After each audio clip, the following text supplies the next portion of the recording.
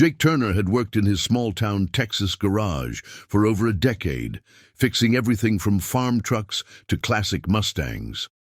The garage sat at the edge of Main Street, its faded red doors creaking every time they opened.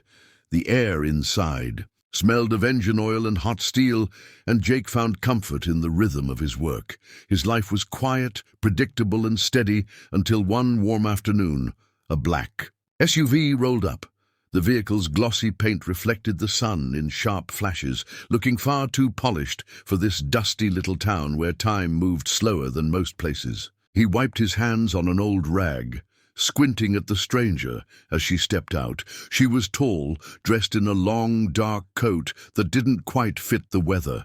Large sunglasses hid most of her face, and her hands clutched the straps of a leather bag like she was holding something valuable inside. Her voice was soft, almost hesitant when she spoke. "My car broke down a few miles back. Can you help?" Jake didn't hesitate.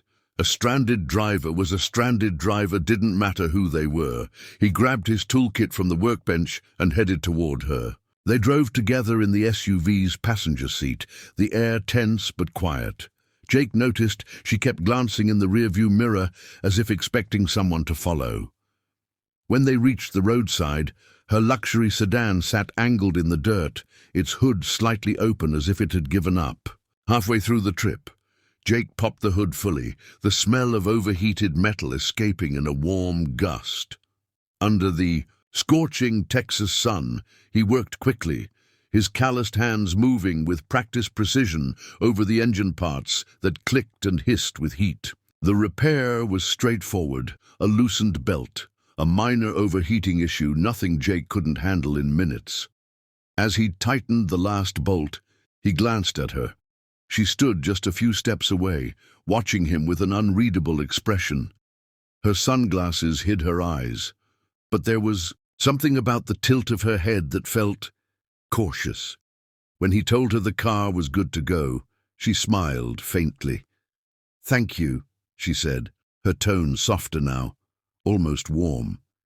She didn't offer her name, and Jake didn't press. He watched her drive away, the sedan's sleek frame kicking up a swirl of dust as it disappeared down the highway. Back at the garage, Jake couldn't shake the encounter from his mind. He'd helped strangers before it came with the job, but there was something about her. The way she spoke, the way she seemed almost out of place. His co-worker, Billy, noticed his distraction. "What's up? You look like you just saw a ghost," Billy teased, sipping his coffee from a chipped mug. Jake shrugged. "Just fixed a car for someone passing through. That's all." But even as he said it, he knew it wasn't the truth. Something about her presence lingered like the faint scent of perfume left in a room. The afternoon dragged on as Jake worked through the rest of his repairs, but every time he bent under a hood, his mind wandered back to the roadside. The luxury sedan wasn't the kind of car you saw often out here, the type of vehicle that belonged in big cities, not small towns surrounded by cattle pastures. The woman's voice, too, had an unfamiliar smoothness, the kind of tone you heard from people used to speaking in boardrooms, not hardware. Stores. Jake wasn't one for guessing at people's lives, but part of him wondered if she was running from something, or maybe running toward it. By the time the sun dipped low and painted the sky in streaks of orange, Jake was still replaying the brief conversation in his head. Her thank you had been sincere, but quick, like she wanted to say more, but thought better of it. He wondered if she'd gotten wherever she was going. He wondered if she'd ever pass through again. In a town this small, it was easy to forget strangers once they left, but something told Jake he wouldn't forget her, not any time soon. The next morning, the garage was quiet. The occasional rumble of a pickup on Main Street broke the stillness, but business was slow. Jake leaned against the counter, flipping through a parts catalog when the bell above the garage door chimed. For a split second, his mind flashed to her the stranger with the green eyes hidden behind dark lenses, but it was only Mrs. Callahan, here to get her old Chevy's oil changed. Jake smiled, took her keys, and got to work. Still, he couldn't help glancing toward the road now and then, as if expecting to see that black SUV again. By midweek, the memory had faded into the background of Jake's daily grind. He'd just finished tuning up a tractor when Billy came in from outside. "You'll never believe what just drove past," Billy said with a grin. "Looked like one of those fancy city sedans. Bet it's lost." Jake felt a flicker of curiosity. "Was it black?" Billy nodded. "Yup, clean enough to eat off of. Texas. And plates, though, not out of state." Jake felt his chest tighten slightly. It could have been any black sedan, sure, but he couldn't ignore the thought that maybe, just maybe, she was back. That night, Jake sat on his porch with a cold beer, the crickets chirping in the distance. The sky was full of stars, the kind you only saw far from city lights. He thought about how strange it was to meet someone for only a few minutes and still feel their presence days later. Maybe it was because she'd seemed so guarded, like she carried stories she wasn't ready to tell. Jake wasn't the type to pry, but he was the type to notice, and something in him had noticed her more than he cared to admit. The following Saturday morning brought a steady flow of customers to the garage. Jake was elbow-deep in a pickup's engine when the sound of smooth tires rolling over gravel caught his ear. He straightened, wiping his hands on a rag, and turned toward the open garage door. Parked just outside was the same black SUV. His heart gave an unexpected jolt. The driver's door opened slowly, and out stepped the woman, same dark coat, same steady posture. Only this time she didn't wear sunglasses. Jake caught a glimpse of her eyes, green, sharp, but softened with something almost like relief. She walked toward him, her gaze fixed. "We meet again," she said, her voice carrying the same low calm he remembered. Jake smiled faintly. "Guess your car's giving you trouble again?" She shook her head. "No. This time, I'm here for something else." And just like that, Jake knew whatever had brought her back. It wasn't about the sedan. It was about something far bigger, something he didn't yet understand. But as she stepped fully into the warm light of the garage, he had the strange, certain feeling that this was only the beginning. The smell of oil and warm metal hung in the air as Jake stared at the envelope in his hands.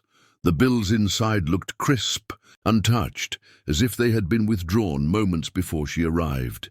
He glanced up at her, still unsure why she'd come back. People didn't return to this dusty garage with stacks of cash just to say thanks. "I think you've got the wrong guy," he said finally, trying to push the envelope back toward her. But she folded her arms and gave him a knowing smile that said she wasn't leaving without being heard. Jake placed the envelope on the counter like it was made of glass. "Look, I appreciate it, but I'm no charity case," he said, his voice carrying the stubbornness of a man who had built his life with his own hands. She stepped closer, her green eyes steady. "It's not charity. It's recognition." Her words landed strangely in the quiet space. Outside, the wind rattled the tin roof, and somewhere down the street, a dog barked. She wasn't rushing, wasn't trying to convince him with pressure, just certainty. He tried to ignore the curiosity building in his chest. "Recognition for what? Fixing a car?" he asked, half laughing. She shook her head. "For stopping everything you were doing that day, walking into the heat, and helping someone without asking for anything in return." Her voice softened. "Most people wouldn't have bothered." Jake rubbed the back of his neck, unsure how to respond. "You could have called a tow truck." "I could have," she agreed, "but I didn't want someone who only saw me as a transaction." Her words hung there for a moment, heavier than they should have been. Jake leaned against the counter, crossing his arms. "So, what is this foundation thing you mentioned?"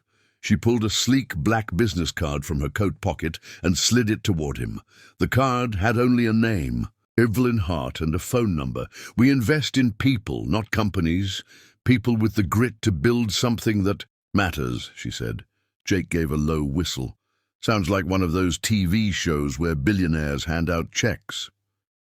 Evelyn's smile widened, something like that. He wanted to end the conversation, but something about her demeanor, the way she seemed to have already sized him up and found him worthy, made it impossible. "I don't have some grand idea," he said. "I just fix what's broken." She tilted her head. "And how many kids have you taught to do the same? How many folks have you helped when you could have turned them away?" Jake looked down at his grease-stained hands, realizing she somehow knew more about him than she should. Over the years, Jake had taken on apprentices no one else wanted. Teenagers fresh out of juvenile detention, veterans struggling to adjust back to civilian life, kids who just needed someone to believe they were worth something. He hadn't thought of it as charity. It was just the right thing to do. Evelyn seemed to read that in his silence. "That's the kind of work we want to support," she said. "Tell me what it would take to grow it." Jake shook his head slowly. "I wouldn't even know where to start." Evelyn reached into her bag and pulled out a thin leather notebook, placing it on the counter between them. "Start here," she said. "Write down the kind of shop you'd build if you had no limits, the people you'd hire, the tools you'd need, the kind of future you'd want for them." Jake chuckled. "You make it sound simple." "It is simple," she said. "The hard part is believing you're allowed to want it." Her gaze locked on his. "So, do you want it?" Jake felt his throat tighten. "Yeah," he admitted quietly. The next morning, Jake sat at his kitchen table with that notebook open in front of him.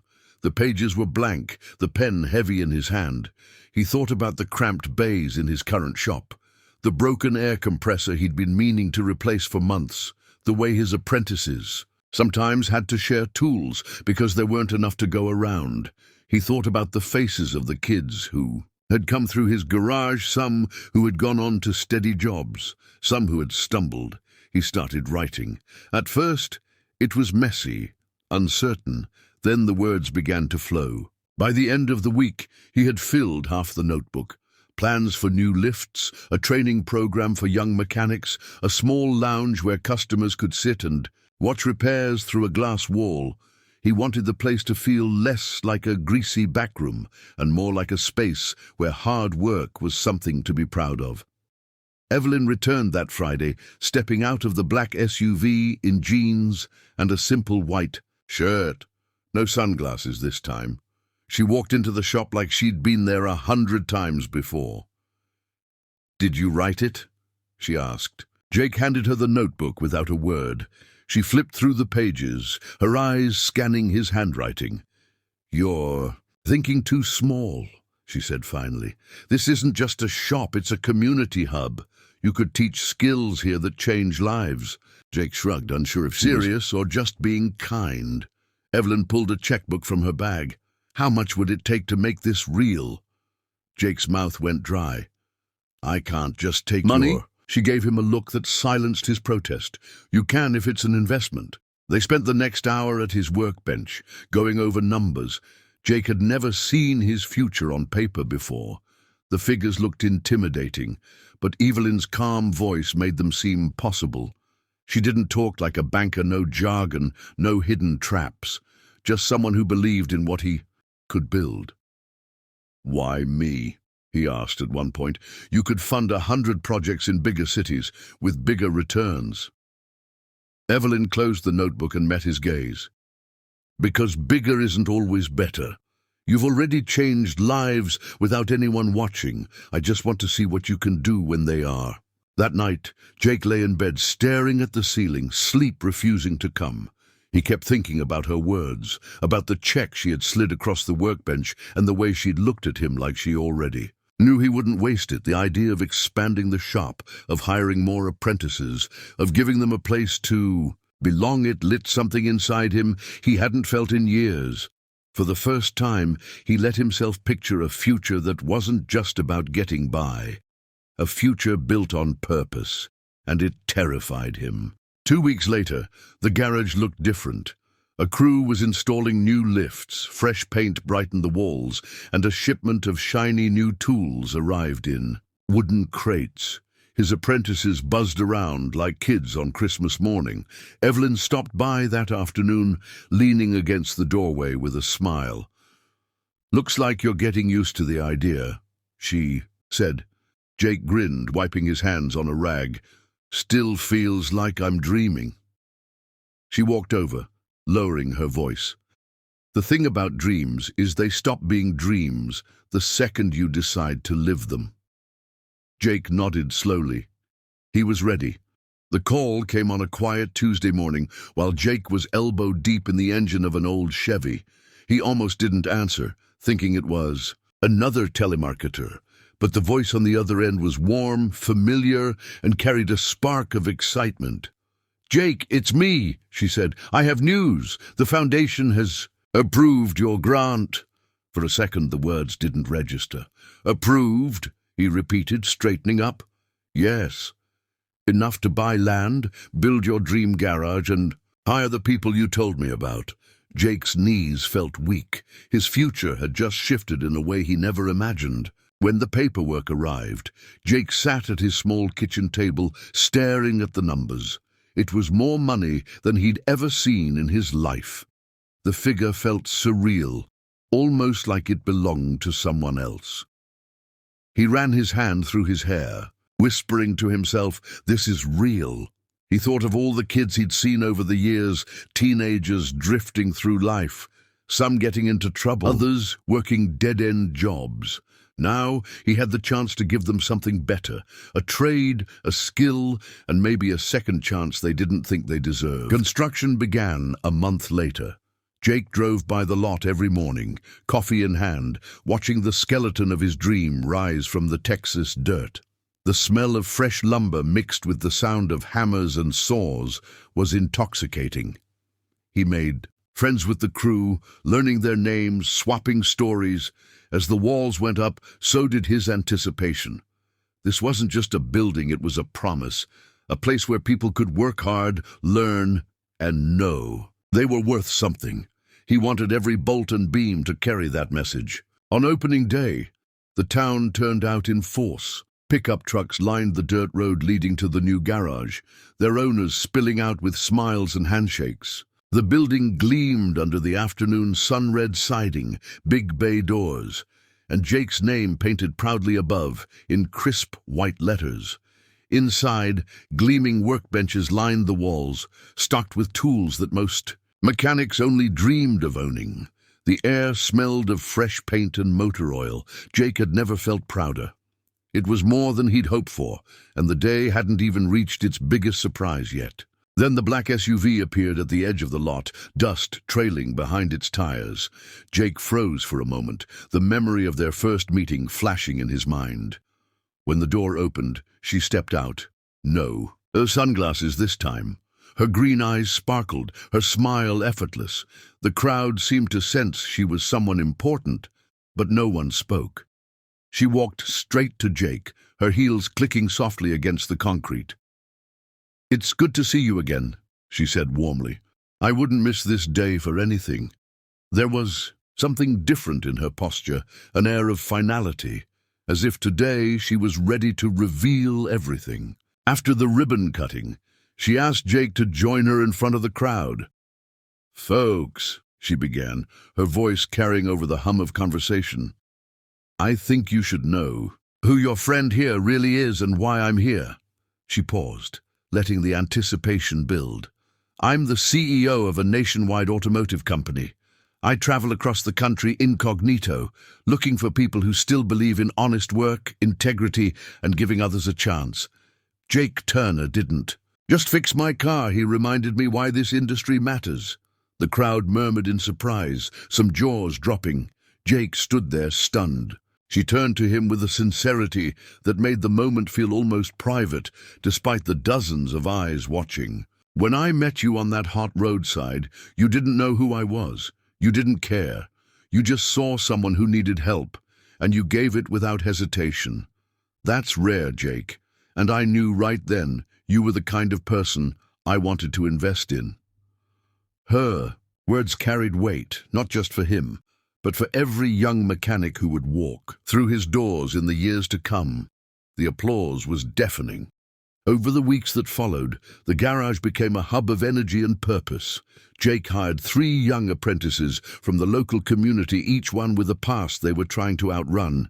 He gave them not just a paycheck, but a place where their effort mattered. They learned quickly, not just about engines, but about showing up on time, taking pride in their work, and helping each other. The shop's reputation grew, and soon customers from neighboring towns were driving in, eager to support what Jake was building. The walls seemed to hum with second chances. One evening, long after the shop had closed, Jake stood alone, leaning against a workbench. The faint smell of oil and metal hung in the air, mingling with the soft Texas night breeze drifting through the open bay. Doors.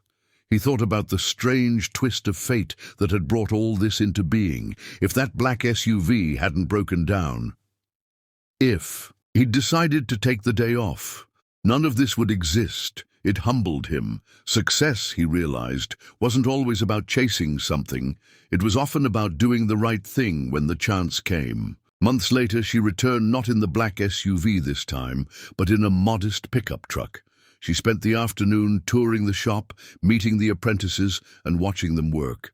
Her smile said, "Everything." As she left, she turned to Jake one last time. "I'll keep checking in," she promised, "but I think you've got this handled." He nodded, feeling a rare mix of pride and gratitude. She drove away into the sunset, leaving behind the echo of her laughter and a shop full of people whose lives, like his, had been forever changed by one unexpected roadside repair.